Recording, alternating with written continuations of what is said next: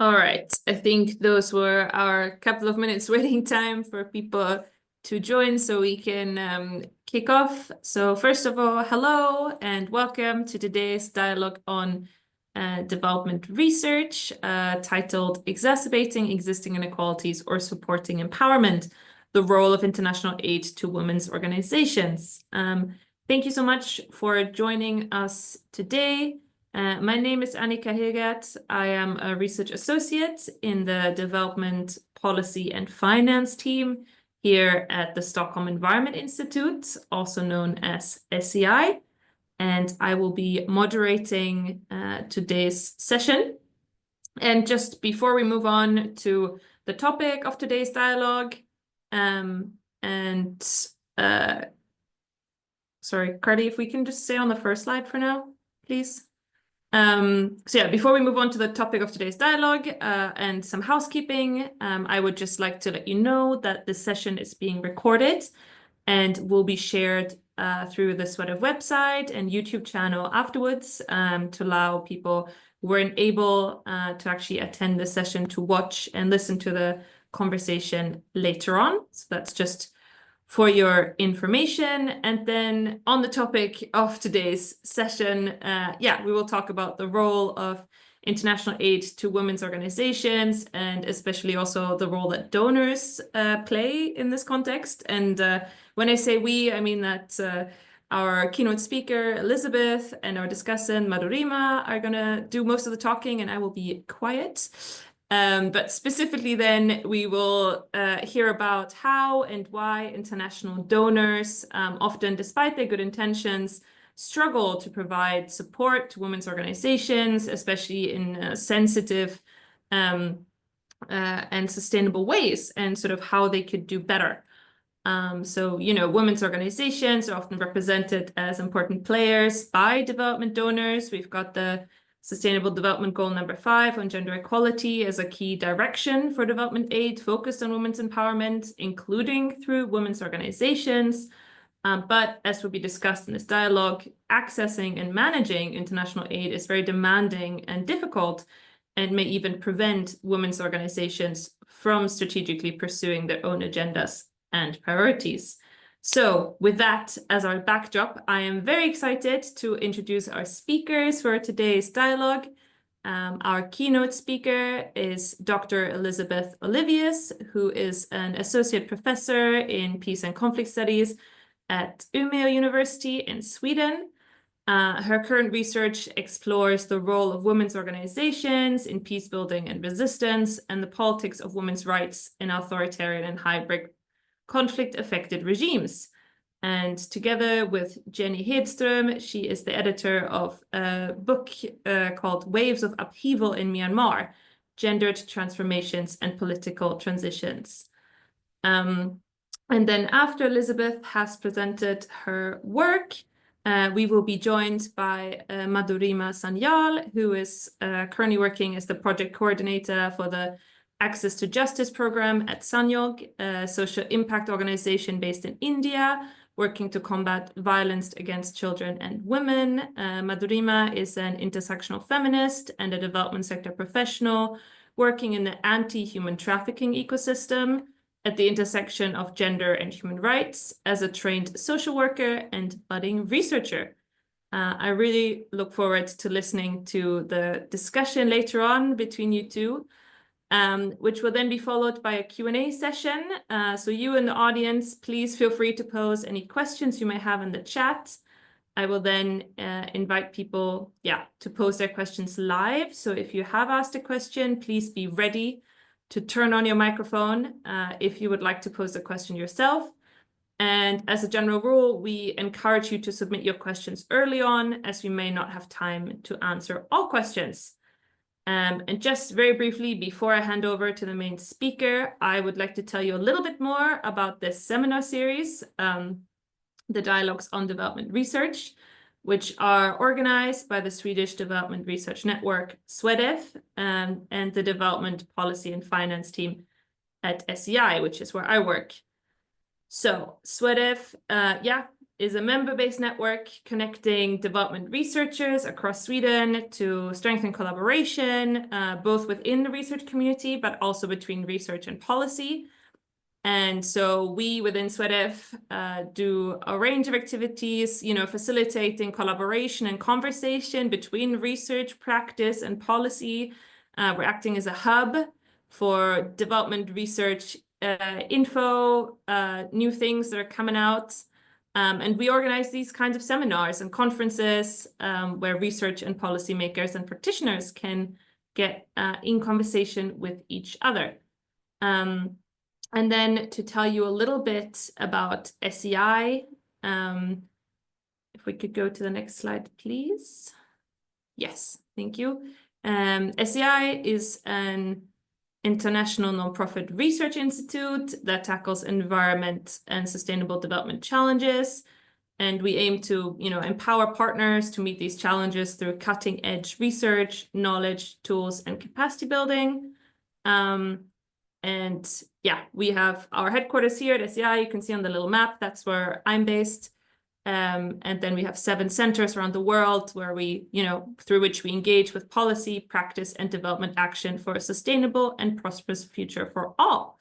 And then just at SEI, the team that organizes these dialogues is the Development Policy and Finance team, which is an interdisciplinary group of researchers working to support more equitable and sustainable development through demand-driven and solution-oriented research. Right, and with all of that, I'm handing over to our keynote speaker, Elisabeth. Thank you for being here today, and over to you. Thank you, and thank you for inviting me to speak at this event. Let me just find my presentation and share it. There we go, I think. Yes. Can you see my presentation? Super, thank you. All right. So yeah, you've seen the title of my talk here already, so I'll jump right into the main puzzle or problem that I want to talk about today.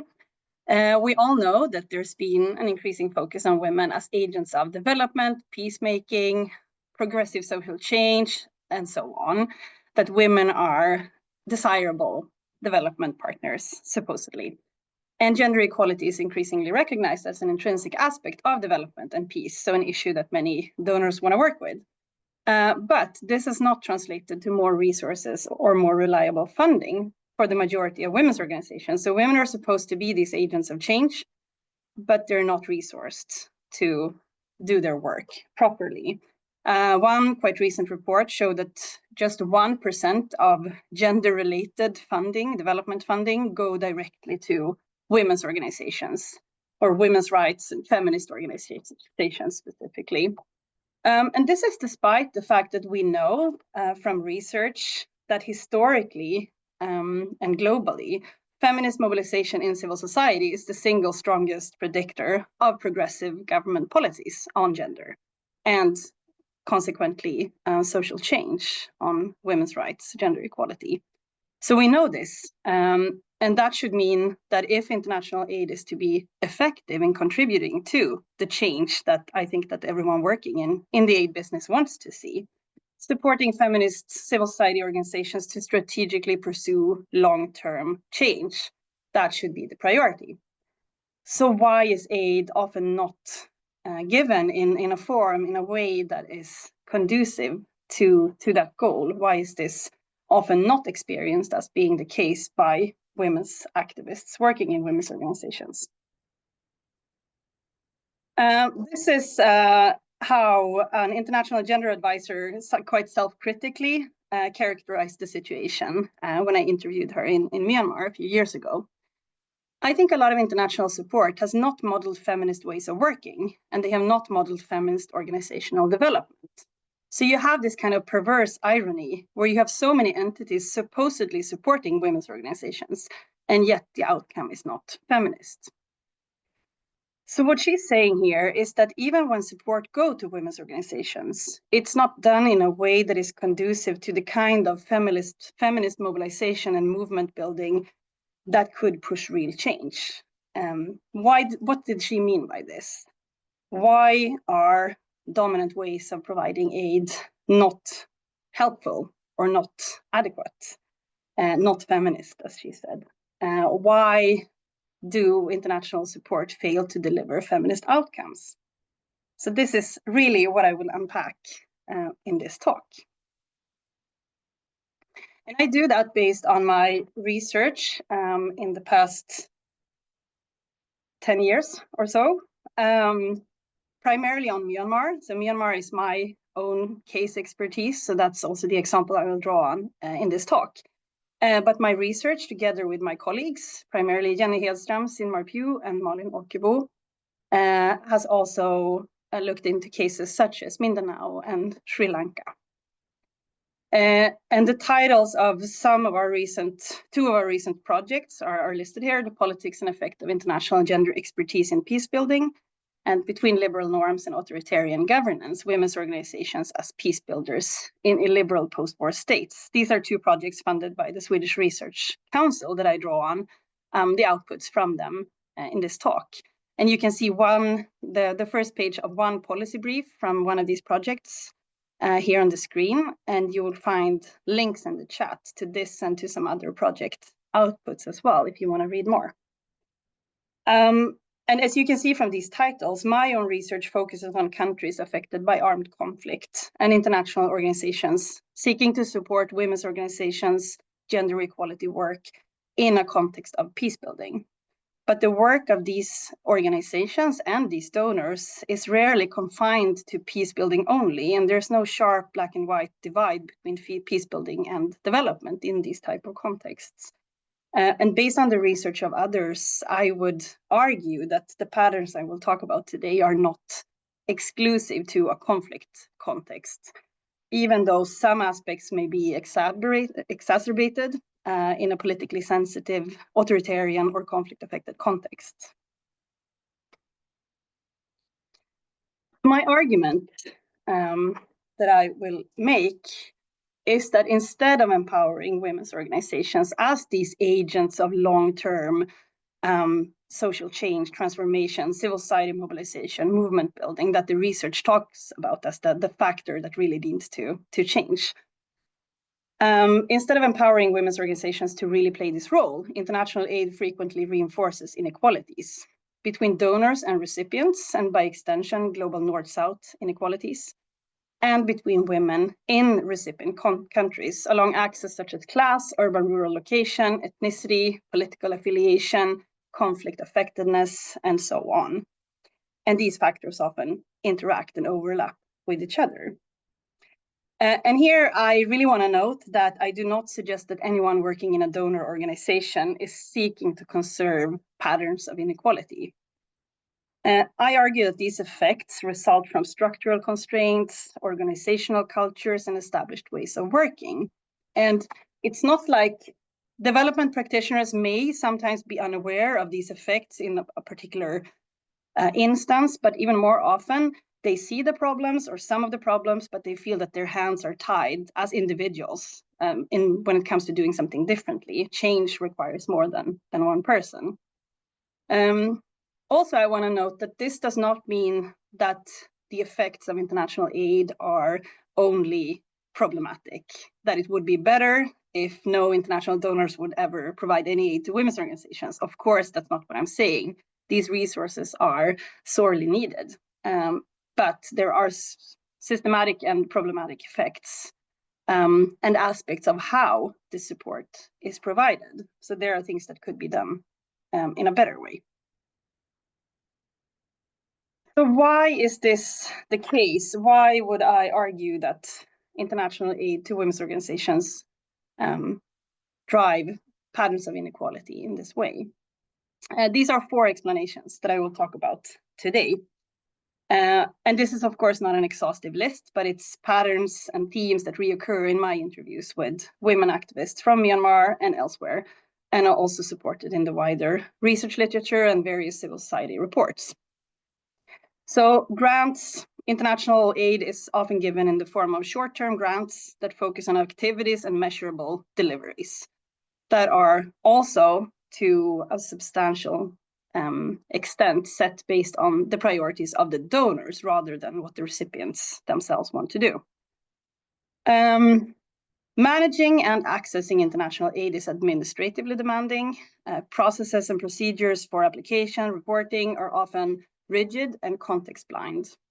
So it takes a lot of work to deal with this, and it also has some other effects that I will get to. International aid is also not provided with sufficient understanding of the context and the political landscape in all cases. And international aid, maybe particularly, but not exclusively, in the field of peace building is also quite state-centric, which also has some problematic effects, especially when the state is a perpetrator of violence, discrimination, and so on. So I'm going to go through these 4 sort of explanations and then wrap up with a few words on what I think can be done differently. And then I hope to hear your thoughts on what you recognize. Maybe there are people here working with us aid practitioners. I'm really curious to hear what you recognize and what you think is a misconception on my part, and what do you think about the recommendations. So aid is often short-term, donor-driven, and focused on measurable results. Project cycles are short, and by that I mean maybe it's just a grant for a 1-year period. Anything below 3 years, I would say, is quite short-term. It's hard to work strategically with grants that are so short-term that you have to be in the cycle of constantly applying for new money. Core organizational support that would allow a women's organization to pay rent for their office, buy computers, fuel, all these running costs that inevitably arise, that's quite rare. So grants often focus or are structured around activities and measurable deliveries, organizing this and that many workshops, organizing trainings, counting the number of participants, and so on. So there's a lot of things that women's organizations need to do and need to report on, but maybe not a lot of resources for them to discuss with each other and kind of get the time to strategize and plan for how they would pursue this kind of long-term societal change that really we all hope that these things will contribute to. Activities and priorities, the trainings, the workshops, all of that, the focus of them is also not always, but very often set or steered by the donors and their priorities, not the recipients. And this really leads me to the key question of whose knowledge about the problems and the solutions do we think is more valid? Do we really believe that donors know better what should be done and what is needed to achieve certain ends? Who can be the agents of change long term? That's likely not the donor organizations. They will not be there to push for change in the long term. In Myanmar, and I'm sure in many other places, there has been really promising initiatives to counter this, because as I said, development practitioners are aware of these problems.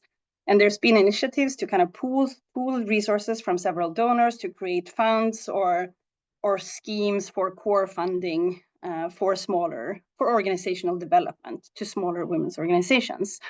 This has been really promising, and to me shows that it's possible to do things differently, but they have been in some cases short-lived as like temporary experiment, and then it was closed down, or really limited in terms of the sums of money provided.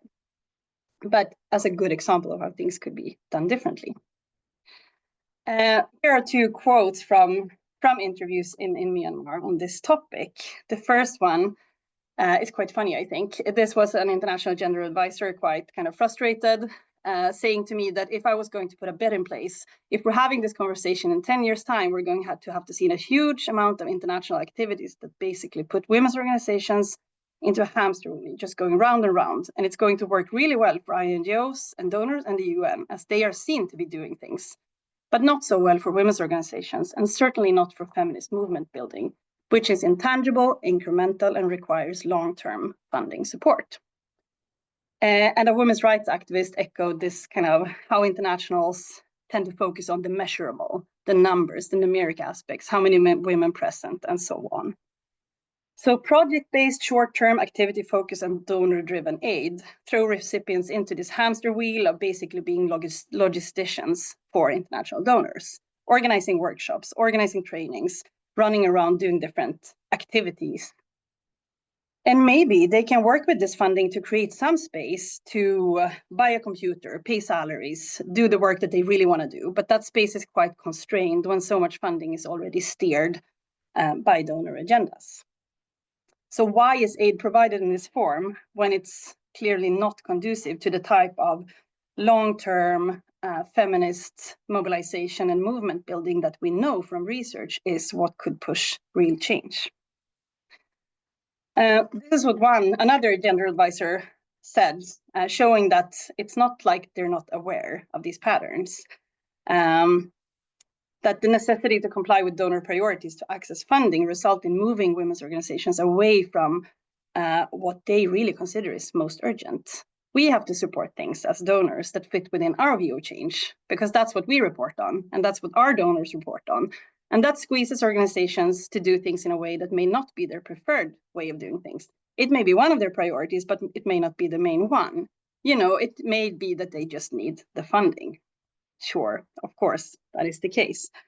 And in this way, international aid perpetuates global South-North inequality by treating women's organizations as implementing partners, rather than agents of change with their own knowledge and their own strategic priorities. And this prevents feminist movement building. It turns women's organizations into logisticians, and it also creates incentives for competition instead of collaboration between women's organizations. But none of this is new. You will find references in the chat that is documented of reports documenting these patterns a long time ago. But these patterns still seem to be very pervasive, so it's still relevant to discuss. Why is this the case? Why is it not changing? Moving to the second pattern or explanation, aid processes are administratively demanding, rigid, and context blind. And this is also not very new insights, I would say. Procedures and requirements that are very cumbersome for recipients to work with, they of course have a good purpose. The aim is to make sure funding is used well. This is taxpayers' money often, after all. So of course we want to make sure that it goes to the purpose it's supposed to go to, it's used effectively, and so on. But the very rigid and overly complicated procedures still have adverse effects. It takes time away, obviously, from doing the real work that women's organizations want to do. But even more problematically, it also skews access to aid to more privileged women, because a lot of language skills, connections, resources are needed to access and manage grants. So for a rural, small, conflict-affected, ethnic minority women's organizations in Myanmar, who don't have the funding to pay their staff, who don't have an office, and so on, it's really unrealistic to even apply, even more so to receive and then to manage international funding. Rigid and context-blind demands can also put women at risk, especially in conflict and politically authoritarian contexts, which are a huge part of the development context that most donors work in. For example, it's quite common that donors require official NGO registration for an organization to be eligible to apply for funding.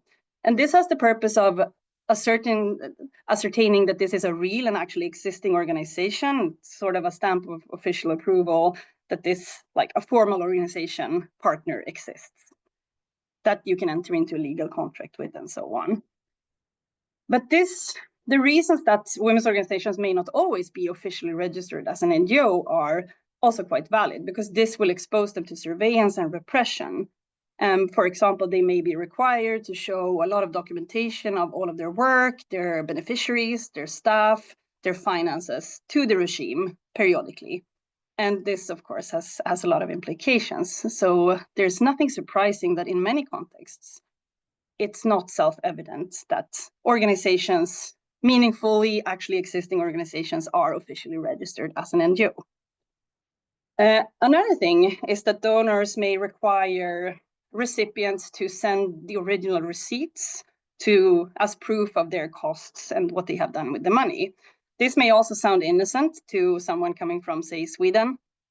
But in, for example, Myanmar after the 2021 military coup, this implied huge security risks for women who had to travel through checkpoints and go to delivery services to send receipts and maybe even name lists of their participants, possibly exposing them to risk, to donors in, say, Sweden.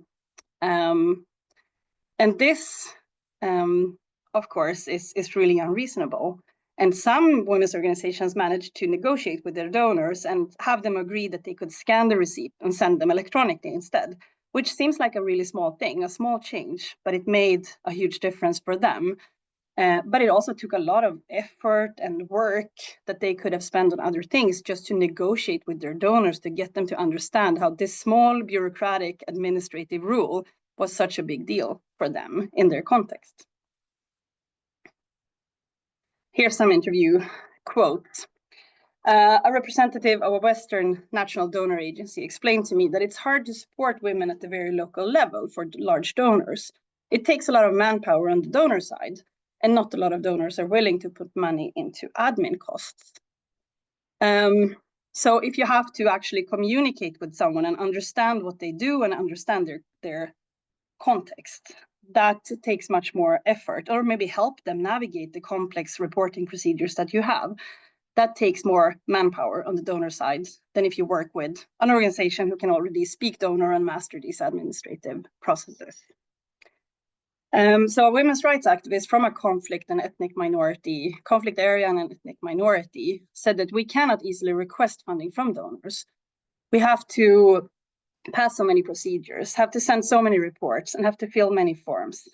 Donors do not want to be busy with small groups and small grants, saying that local CSOs don't have enough capacity, do not understand procedures, do not have strong financial systems. So basically, those in most need are not easy enough to work with for most donors. And that schools, again, kind of directs the funding towards those who are already relatively privileged. The third explanation, lack of understanding of context and political landscape. This is also something that women's activists bring up a lot, how donors don't understand their context, how they therefore kind of feel misunderstood, feel that support is not given in a way that works for them. And some causes why international development practitioners may not have sufficient contextual understanding is the practice of staff rotation in donor agencies. If you've been in 3 other countries and every other year you move to a new one and then you get to Myanmar, of course you're gonna think based on your previous experience of what worked in Colombia or Nepal or whatever. And then you're going to kind of operate based on that because you don't have the time to get up to speed, understanding all the intricacies of the history of armed conflict and ethnic grievances in Myanmar and so on. So that's one explanation. But there is also a hierarchy of knowledge here, a perception of development as a technical issue rather than a political issue. So if you know how it works, then you can apply it in different contexts. It's not so relevant what the political landscape exactly looks like. And this technical expertise, how development processes works, is prioritized over contextual knowledge, which is more seen like background information, sort of. And we'll see a quote about that soon. But the effects of this are quite problematic. One thing is that recognizable partners are prioritized by donors. So this basically means the formal NGOs that have an organizational form that you recognize, that is sort of that travels internationally, with women who can kind of talk the talk and master the processes of international aid, which again will be those that are relatively more privileged. So urban, middle class, in Myanmar, ethnic majority women. But other locally relevant forms of organization and activism may not be as easily recognized, as easily understood by donors without contextual knowledge. And this can lead to a failure to recognize who is supported and who is not supported, because without sufficient contextual knowledge, you will not see who is not visible. Like what are the forms of organizations? What are the sites for women's activism that you are not seeing? Of course, that's really hard to to know. So those that you will see may happen to represent just a segment of the population. They may happen to represent one side in a history of political and armed conflict. But you will not see how aid enters into this divided and conflictual political landscape unless you understand it. So this is one quote where one women's rights activist sort of laments this hierarchy of knowledge where the theories are seen as better, more valid knowledge than the contextual knowledge. The problem is that they, the international expert, cannot practically apply their theories, and they can't contextualize their theories in practice. To be able to do that, they must collaborate with local people. And here, her message was that that doesn't happen sufficiently. The problem is that all of them are theoretical people. They were born with books, but we were born with practice and experience. But that's not equally valid according to this activist. And here's another women's rights activist who was quite angry when she said this. She was here. We're talking about the women, peace, and security agenda in Myanmar. Yes, there are many donors supporting WPS in Myanmar, but they don't assess who's working for women, peace, and security, and they don't meet those local groups. Mostly, they come to the country and meet with the government and the government departments, and they only reach out to those groups that are close with the government departments or supported by government-supported institutions. So this points to how the lack of context awareness may lead donors to overlook who is missing. They can't identify the groups that they never met with because they don't know they exist. They don't have enough contextual knowledge for that. And they may also not identify the fact that all of the people that they did speak to were actually those kind of seen as loyal by the government, which in a country with a history of armed conflict where the government has been a perpetrator of violence, that's quite problematic. Obviously, this approach will exclude those that are critical of the government or belong to marginalized groups that are considered enemies by the government or are marginalized by its policies. And given the fact that most development and peace-building contexts are not democratic, this is not innocent.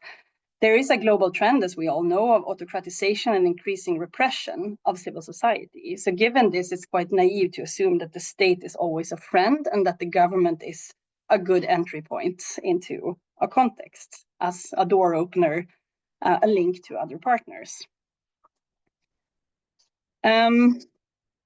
This leads me to the final explanation here that I want to talk about. The state centrism of international aid. So basically, when the state is used as kind of the default partner and broker link to other actors, other organizations, or potential partners in the country. There are pragmatic reasons for state centrism. Being on good terms with the government, to an extent at least, can be necessary to be allowed to operate in the country. So donors can be risk averse based on this pragmatic reasoning, and that they want to avoid those that are seen as too critical, too outspoken in relation to the government. There's also ideological reasons. Liberal peace-building and development paradigm has for decades assumed that building the capacity of state institutions is important because this will foster supposedly democratization, good governance, and so on. The problem is that in reality, this doesn't always happen. Rather, the orientation towards the state often leads donor to inadvertently prop up regimes that are authoritarian, repressive, or discriminatory, and shy away from supporting critical and independent voices. Here's one quote from a women's rights activist on the kind of pragmatic logic of state centrism. UN and NGOs, they need to have an official permission to be able to operate in this country. That means it's very difficult for them to speak out to the government and to upset the government. That means that sometimes they have to make a choice whether to actually point out things that are wrong and risk upsetting the government and consequently getting kicked out of the country, which could theoretically happen in many cases. So to maintain collaborative relationships with the government, international actors therefore may refrain from associating with women's organizations who are perceived as too critical, too outspoken, or whose organizations are considered illegitimate or illegal by the government, for example, because they're not officially registered as an NGO. And this has effects for the distribution of material resources, but also on patterns of inclusion in various forums, shaping which voices are heard, for example, in a peace-building process or in consultations about other issues. And this is expressed by this international gender advisor talking about her industry. There's a strange growing fear from bilateral donors of when engaging with the Myanmar government that you somehow brought them an activist, a troublemaker. So there's a huge amount of vetting of who is being recommended to speak to government actors if an event is sponsored by a particular bilateral donor. Who is the best person to speak in this situation, Are you sure they're not too activisty? I think this is quite a funny quote. But it's also quite remarkable to label women who are too critical, too outspoken, too political as troublemakers. And this sort of if this is the kind of mindset of donors, this clearly leads to a pro-government bias. And that's a very political choice in a context where the government is often a perpetrator of violence or discrimination. Those who openly oppose rather than collaborate with the government generally have quite good reasons for doing that. And they may even have a much more progressive political agenda that may even make more sense for donors to support. And not shy away from. So to wrap up, how can donors do better? Some of these recommendations seem quite common sense, maybe to some of you as well, because I'm really not the first person to say some of this, but because it still seems to be needed for practice to change, I think it's interesting to have a discussion why this is not happening.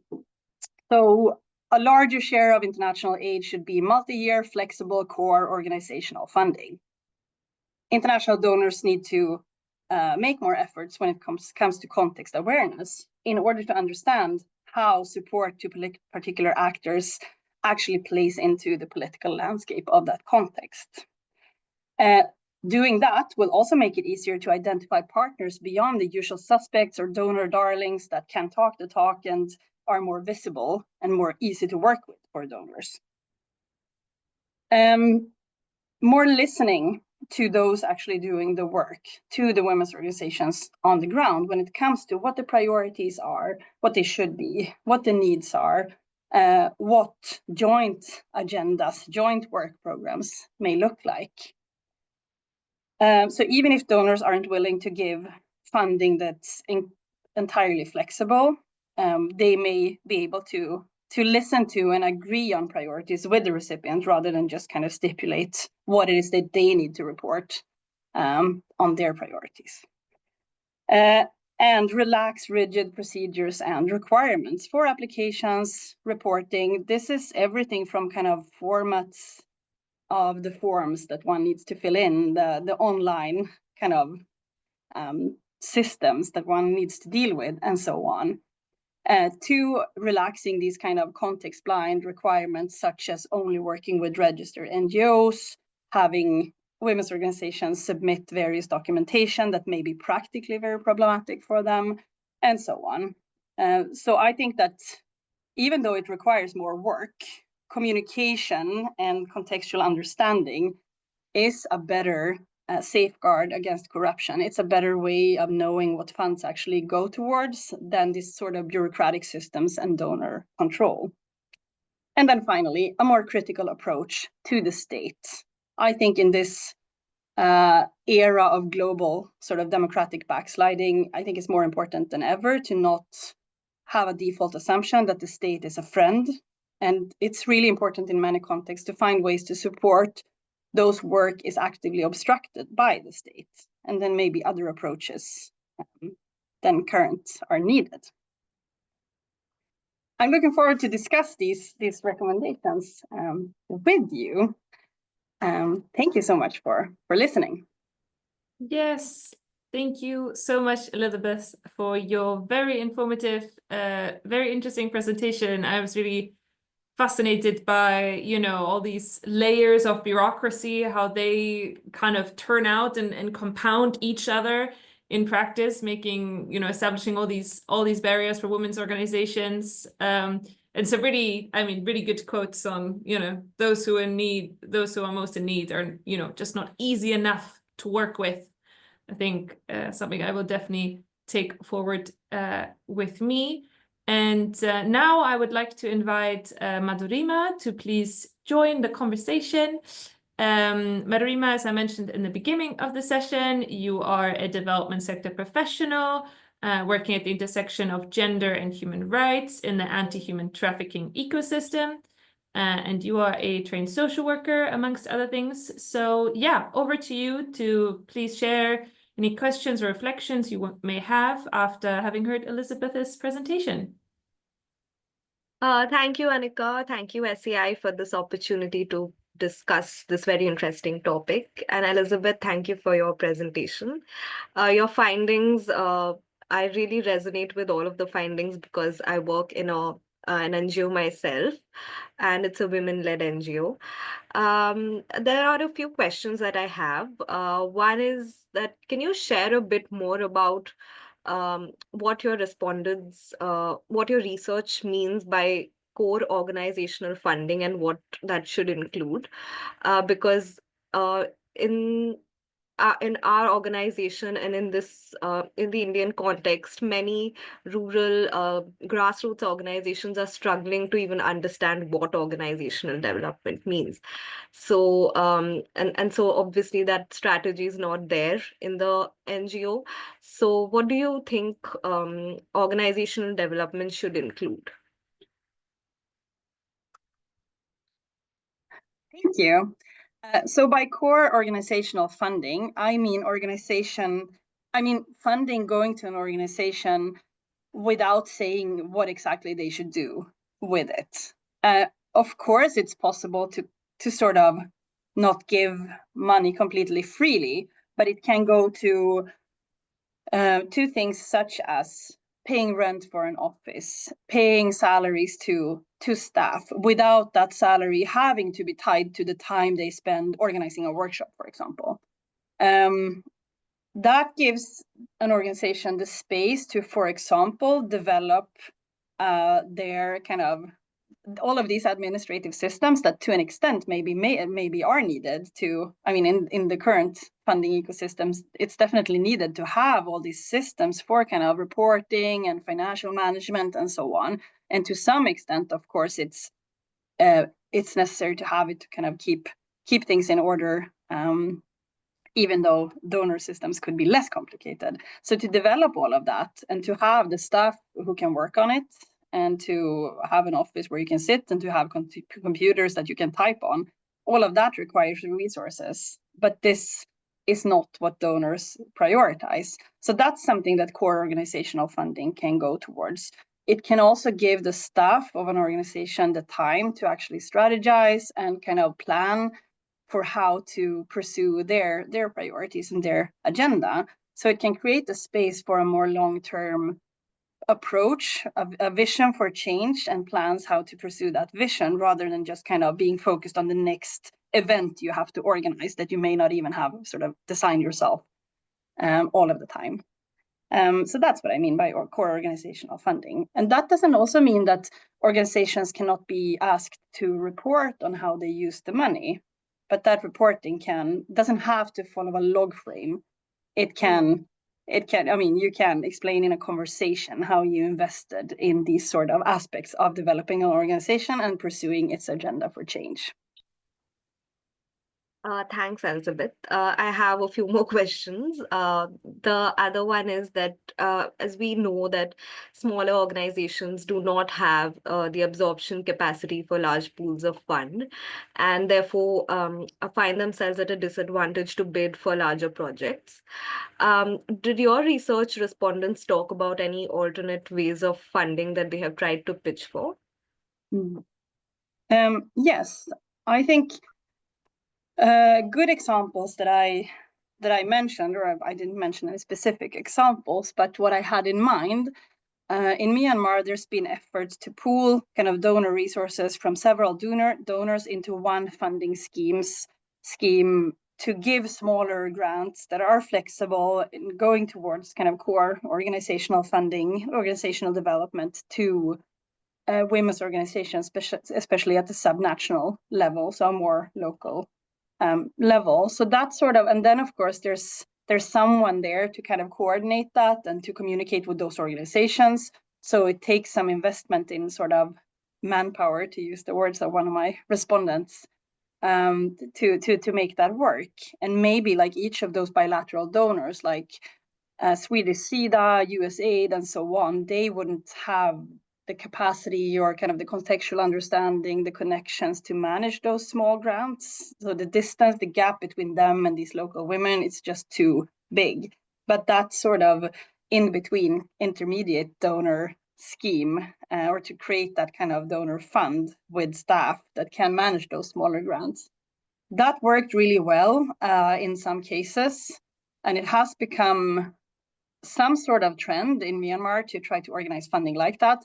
Sometimes I think it's really promising. Sometimes it can also, I've also heard complaints that these kind of in between donors, that they sort of add their own requirements, and it complicates the system even further because it adds like layers of donor demands and requirements. And of course that really defeats the purpose of the whole thing. So it can be a good way, but again, there are ways of creating problems, as always, too. And what do you think are the risks and implications of international donors taking a critical stance towards the state, both for themselves and for the women's organizations that they support? I think this is very kind of context dependent, of course. I think in Myanmar, before the 2021 military coup, where Myanmar could be described as a hybrid regime with a significant degree of political openness, and it was possible for donors and women's organizations to operate quite freely, but it was still not a democratic context. In a context like that, I think donors could have done much more to be critical and to be balanced, not to abandon the kind of state-organized consultation forums and all of that, but to also support, to be less risk-averse, to be less afraid to also support critical voices. I think it would have taken a lot for the Myanmar government in that period to actually throw someone, a UN agency or a bilateral donor, out of the country. And I think that's true in most contexts. Now, after the military coup in Myanmar, we have a different context. Now it's really difficult for donors to work in the country in a way where they don't abide by the restrictions of the military junta.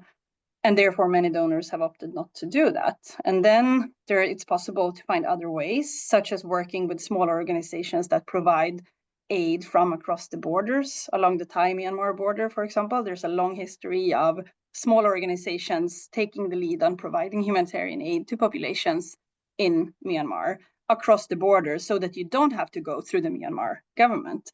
And in some contexts, maybe a more kind of radical approach, which would position donors as sort of enemies of the government if they support work like that. That may be the only way. But I think in most contexts where it's a more kind of hybrid situation, donors could be less afraid and less kind of pliable they don't have to kind of accommodate all government demands to the extent that they often do, because it takes a lot for the government to actually throw them out of the country.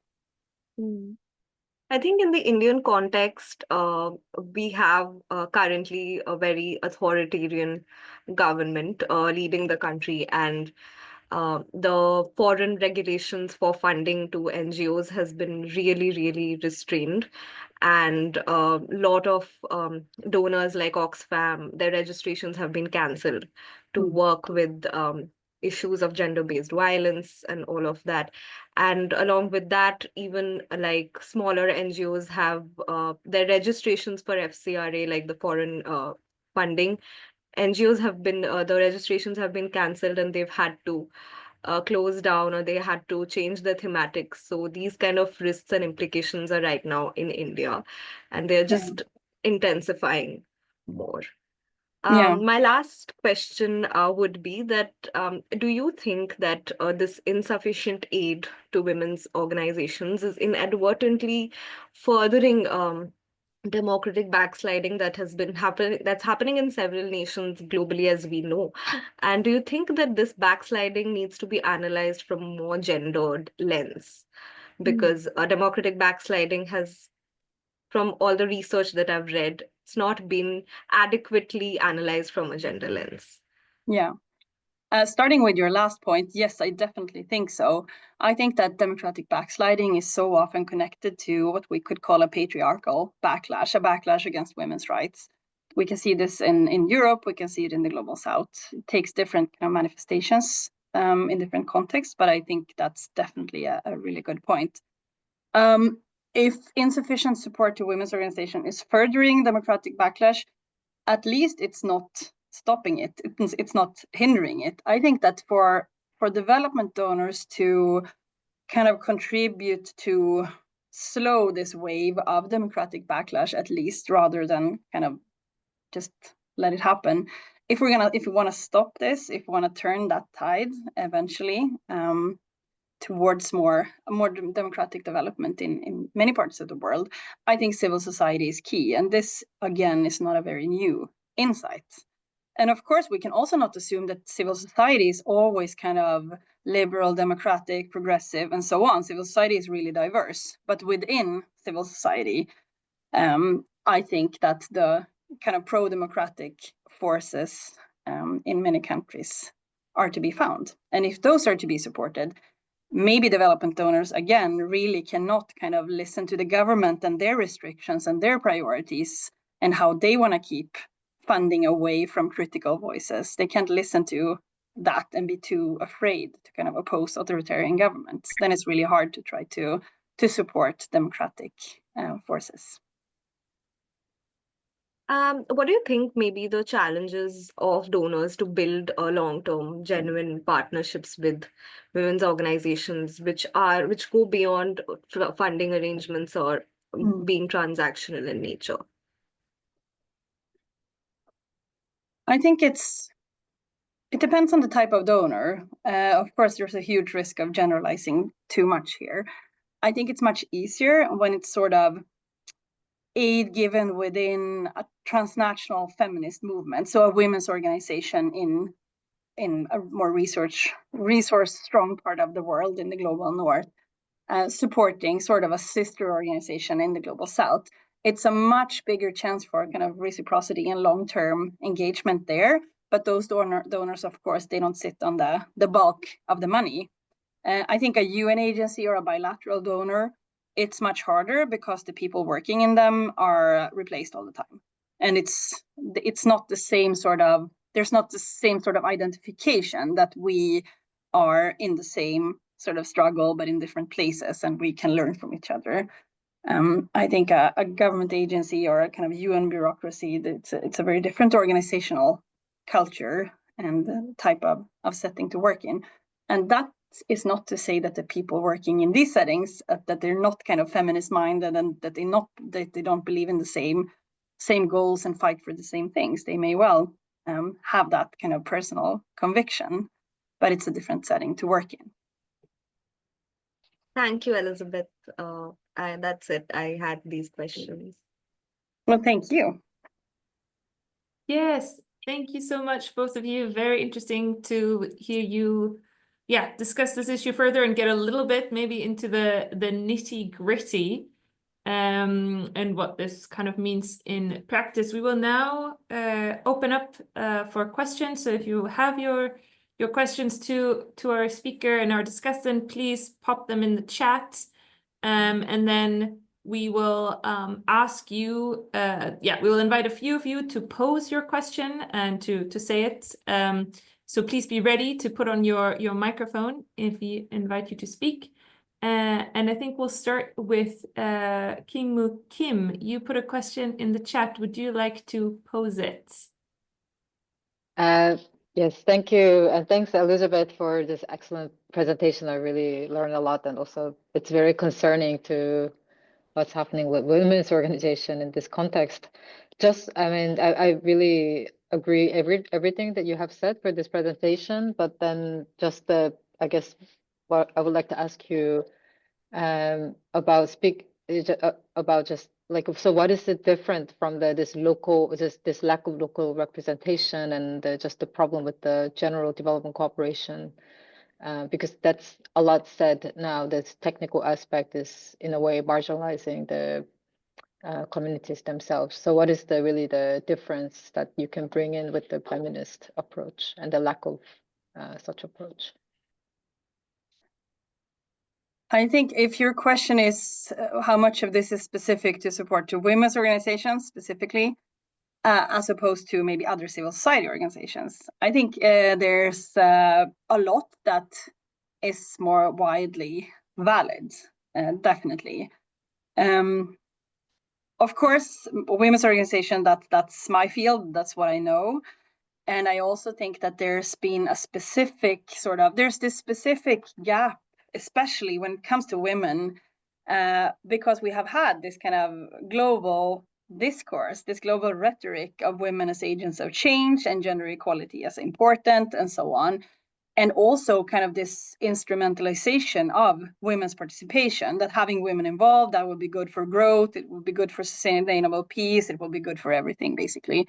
They will give the food to the kids, they will not sell it and gamble, all of that, So between that rhetoric and the lack of support to women's organizations, I think there's a particularly kind of striking gap there. I'm not sure if it's the same. I mean, civil society is generally sort of emphasized as a progressive sphere of democratic values and so on. So there are aspects of this that are relevant more widely. There's also specific gendered expectations on women that I didn't get into so much in this talk. So how women will act as agents of change, the labor that they will do because they are women, and so on.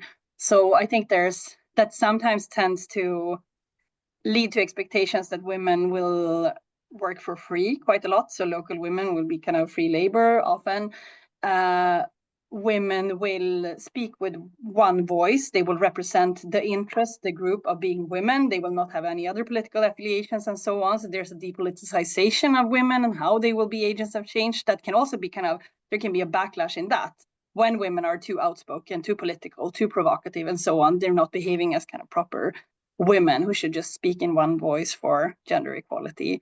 So there are aspects that are specific to women's organizations that I didn't speak so much about today. But when it comes to the funding dynamics, I think there are a lot of similarities between, and like the inequalities between groups in the recipient country that can be exacerbated, the inequalities between donors and recipients generally, kind of local, international. I think there's a lot of that's not specific to women's organizations too.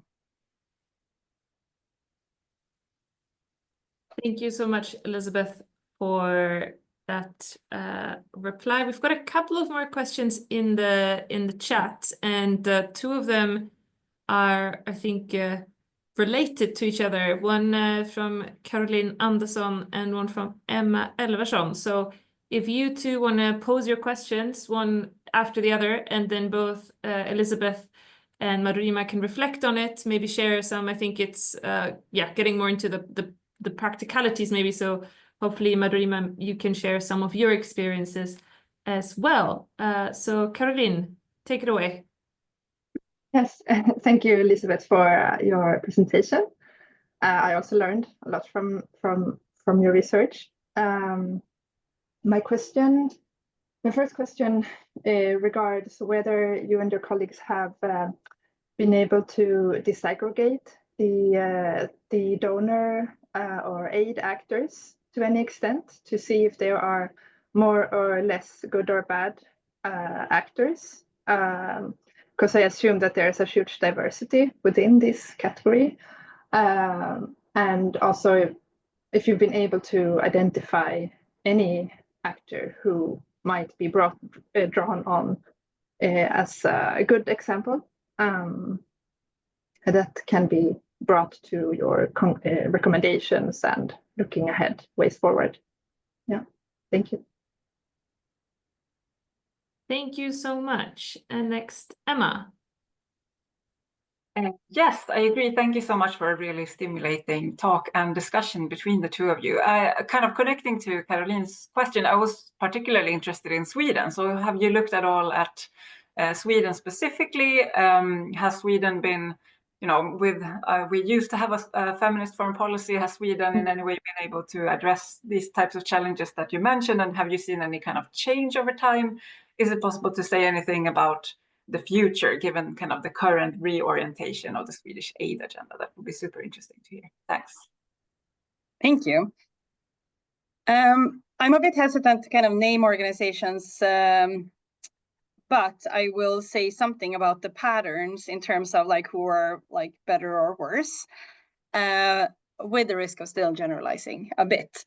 The larger the donor, the less flexible they are in their procedures and systems, and the larger the gap between them and their partners. Even though, I mean, the gap can be, even though they are in communication, the gap can be in terms of understanding reality in the same way and kind of making things work. So UN agencies, for example, they are super strict on this kind of like official NGO registration criteria. And that's the way I've been told. That's a global kind of rule in the organization. And of course, that excludes a lot of actors that would be kind of worthy of support. Bilateral national donor agencies, they can vary a lot. Some of them kind of, and also interestingly, it varies how much they sort of see themselves as having to abide by the recipient country governments. For in Myanmar, for example, the government has had a lot of rules for international donors that they cannot support organizations that are not registered, they cannot travel to certain conflict areas, they cannot talk to organizations that are somehow affiliated with an armed group that doesn't have a peace agreement with the government. So a lot of those restrictions for what bilateral donors are and other donors are allowed to do. And there it varies a lot, where some governments seem to be like, okay, then I guess we have to do that. Others find ways to subvert, to kind of move funding around in creative ways to support whatever they see as worthy of support. So I think their donors actually have a lot of space to maneuver, but it's not always. This also requires contextual knowledge. To be a bit savvy, you have to know the context. And then if you're new to the country, then you're just going to do what you're told, basically, because you don't know and you can't assess the consequences of kind of going against the government and so on. So bilateral donors, lots of variation. Those that are generally better are those that are more sort of civil society based. And of course, those varies a lot in terms of size and how bureaucratic they are as well. So I am generalizing, but that's like the bigger, the more rigid, the more civil society based, the more chances for more kind of reciprocity and partnership and flexibility. And Emma, can you say your question again? If you can, unmute. No. Yes. No. So I was just curious if you've looked Sweden. at Yes. Sweden in particular, and if you can say anything about like change over time, Yes. and Sweden has been good or bad at handling these challenges. Here, I think I can only talk about Sweden in relation to Myanmar. Sweden has been known as a very good donor. Sweden have a long history of supporting kind of democracy movements along the border. So exile organizations based in Thailand before 2010. So during a long period of military rule in Myanmar, where kind of democratic politics and opposition was basically based in exile, largely in Thailand, then Sweden was a main donor to those type of organizations.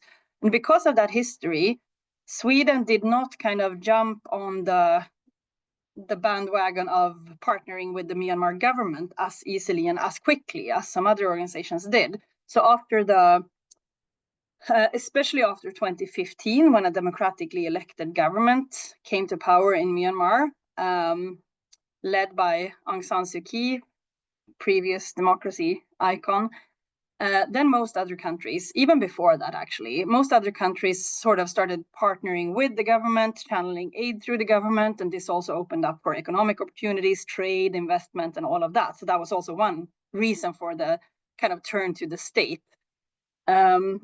And Sweden didn't go along with that as quickly as many other donors, probably because of the history of partnerships with sort of exiled democratic opposition organizations. But eventually, around 2017, Sweden adopted a new Myanmar strategy, and then they kind of went for the state-centric approach, like all the rest, basically. And a lot of exile organizations that still stayed in exile because of security concerns, they lost their funding. But overall, Sweden has been known as a good donor that has supported a lot of kind of democratic opposition to military rule in Myanmar. When it comes to the shift in aid policy in Sweden now, I think that the trend or kind of the orientation to link aid to trade and kind of industry more strongly that's going on in Sweden now, that creates incentives for what happened in Myanmar after the initiation of a sort of semi-democratic transition, that those type of economic interests will take precedence over supporting democratic civil society, for example. So that's one thing that may happen. It would be a logical kind of consequence of the political shift in Sweden now. I think also the emphasis on kind of aid effectiveness and kind of control, and that no money should go to kind of admin costs and all of that. That is something that also creates incentives for earmarking, for complex reporting and audit systems and so on, which are all well intended, but still create problems, as I think I've been talking a lot about today. Yes. Thank you so much, Elisabeth. Madhurima, do you have any reflections maybe on sort of, these practices, what your experience has been with international donors? Not really. I was just listening to Elisabeth. I'm still, in that stage at work where we are also grappling with these kind of issues. So I was just listening to Elisabeth sharing her experience. Okay. Yeah, great. I'm really happy that it's a good exchange, even for the two of you. Amazing. We've got one more question in the chat from Diana Madsen. Would you want to pose your question? Yes, I can do that. Great. Hey, Elisabeth, good to see you online. I would like to thank you for a very informative talk, and I agree with many of your points related to the donors. Obviously, I don't really know the context of Myanmar, since I'm from the Nordic Africa Institute, and my focus is on the African context, but I believe some of the mechanisms are similar in relation to the links between donors and women's organizations and groups. But I just have a few points and questions I would like to pose. And one of them is that I believe it's very important to clearly make a division between national women's organizations and local women's groups, but also to think about how they are interconnected. I mean, some of the national women's organizations I have looked into, they have local offices countrywide. So it's not necessarily that there is an opposition between being a big national organization and then more local. So I think some of these binaries has to be maybe related to the context and may not always be so opposite. But and then I was also thinking, I have these questions whether all initiatives by women's organizations, that's the wording you use, so I will continue with that, if they could or should be funded by external donors.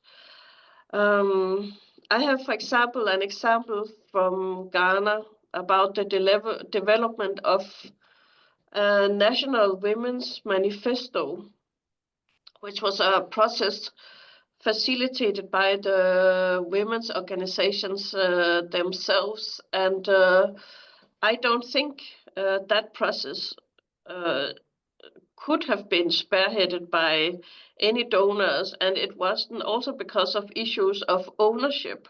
And there was a very large scale consultation countrywide about developing this manifesto. That was in 2004, and it has been updated since, I think, the last time in 2016. So I think maybe that's also something to think about. And the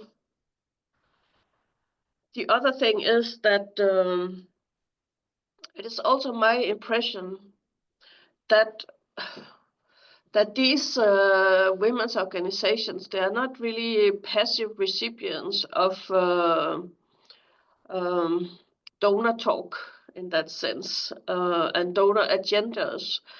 What they actually do is that they adapt their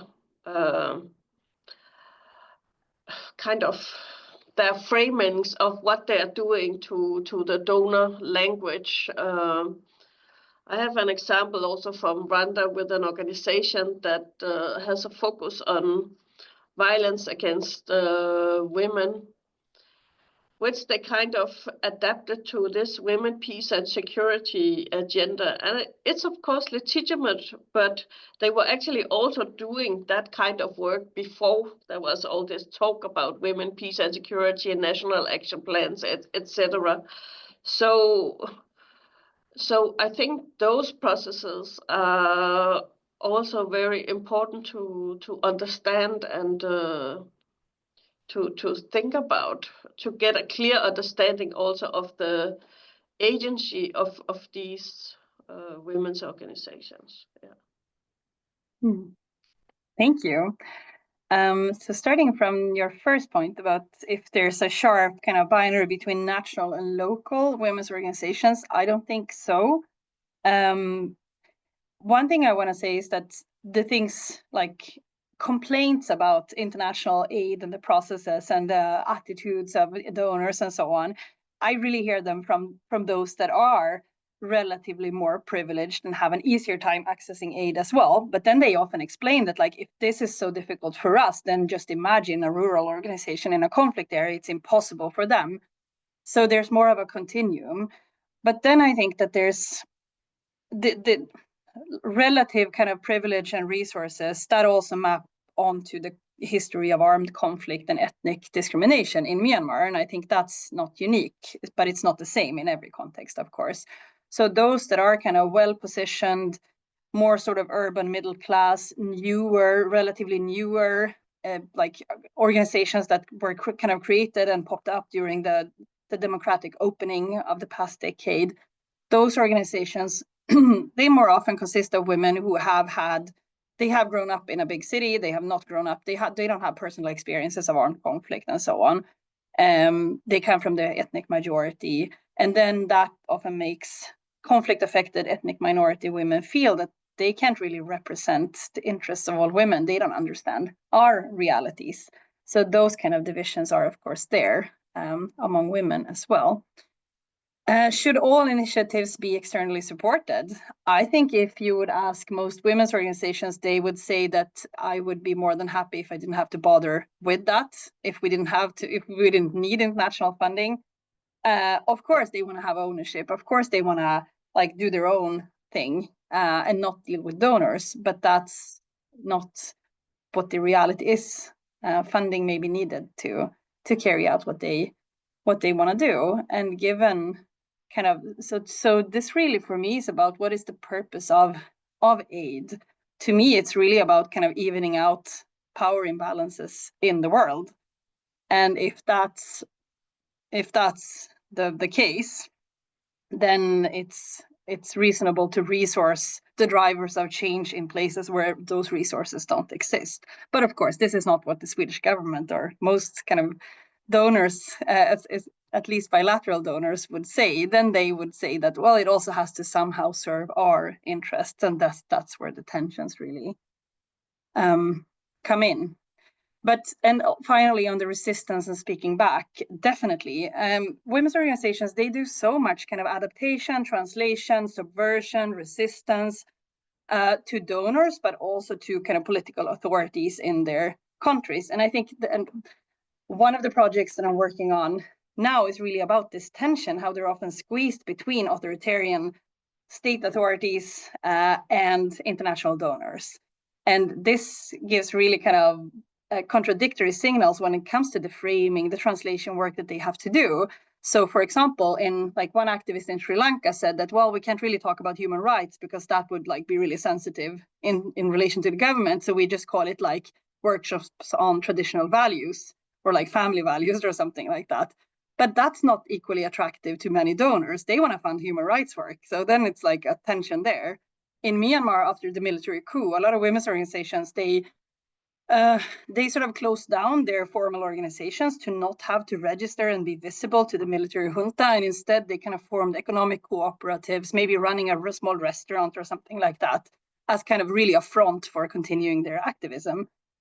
And that's a framing that is necessary in relation to the government. But at the same time, if you don't have a donor that's really willing to kind of listen and understand that context, they're not going to see what's really worthy to fund here.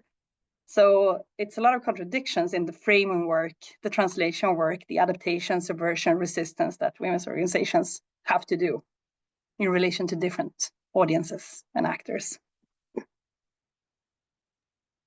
Yes. Thank you so much, Elisabeth, and thank you everyone for your questions. I don't think we have any more questions in the chat. So if either Elisabeth or Madhurima, you want to say any final words in this dialogue, you're very welcome to. Otherwise, I will start wrapping it up. Yeah, no? All right, in that case, thank you very much. I think it's been a super interesting session learning about all the nuances, the dilemmas, the tensions for women's organizations as they try and navigate these very bureaucratic systems and how donors, even though they mean well, kind of set up these layers and barriers that make it hard to do just that. And I really take with me this quote you had from one of your respondents saying that, they were born with books, but we are born with experience and practice. And hopefully that we can, even though, at least here to me, I'm the one born with books, that we can take it to the people with experience and practice and make it work in that context rather than just theoretically. So yes, thank you so much, Elisabeth, Madhurima, for taking the time, for being here, and everyone else who participated, for your questions. This was the final dialogue on development research for this year, but we hope to see you around at our upcoming events in the new year. The best way to stay on top of our activities is by signing up to the SweDev newsletter. The link has been posted in the chat. And if you have any suggestions for future speakers or you yourself would like to present your research, please feel free to reach out to me. And otherwise, thank you very much for all of you, and take care.